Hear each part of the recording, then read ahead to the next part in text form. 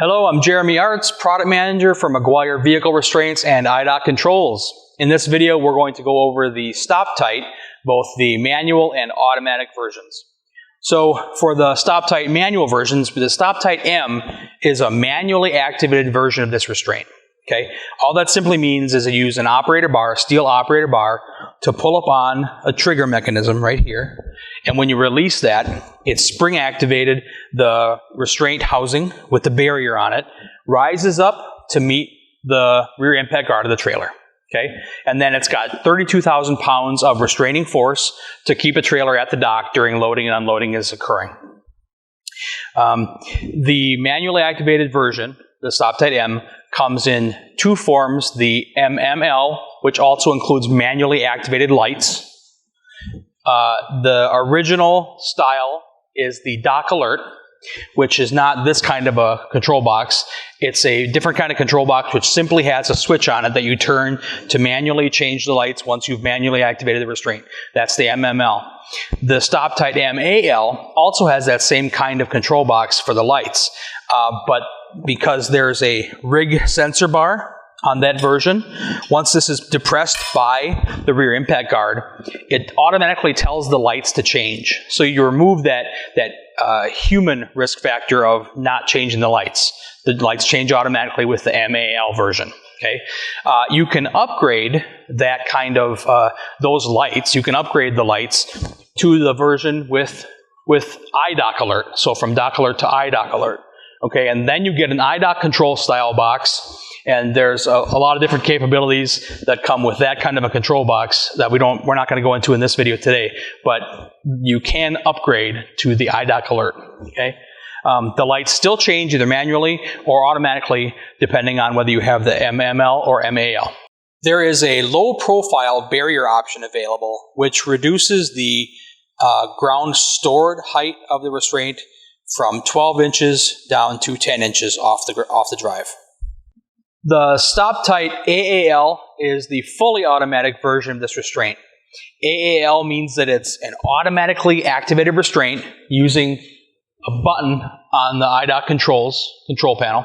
It's push button activated, and that's the A and AL. So AAL, A is automatic activation, AL is automatic lights. So like the MAL over there, the AAL here also has the automatic lights. Okay, it has the same rig sensor bar that once it's engaged and the rig sensor bar is pushed down by the rear impact guard, it automatically tells iDock controls to change the lights. Very simple, very easy. Removes that human error element of a person not just deciding or forgetting not to manually engage the lights once the restraint's activated.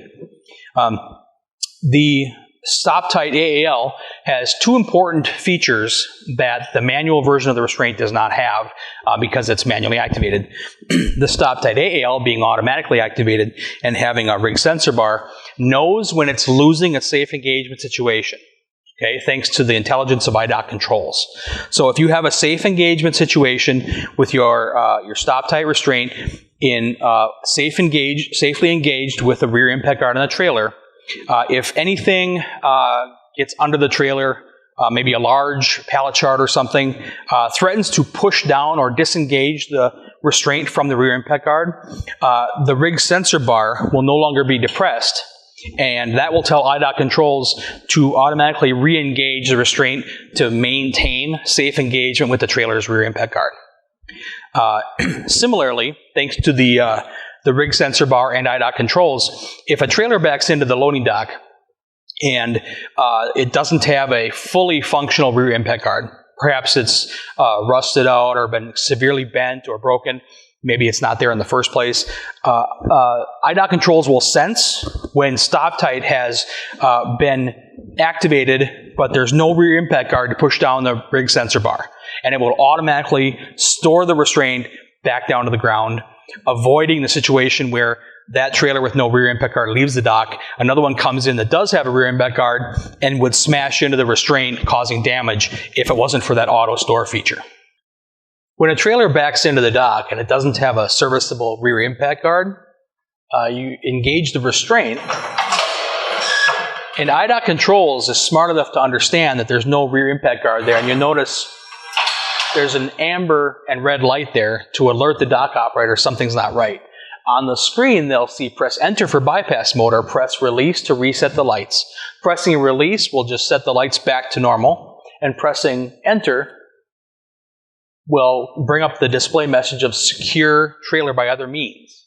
And then you have a green and amber light to tell you that things aren't 100% normal, but the trailer should be secured by other means, and then you can proceed loading or unloading the trailer. That was the Stop-Tite MML, MAL, and AAL. For more information, contact your McGuire Regional Sales Representative or go to wbmcguire.com.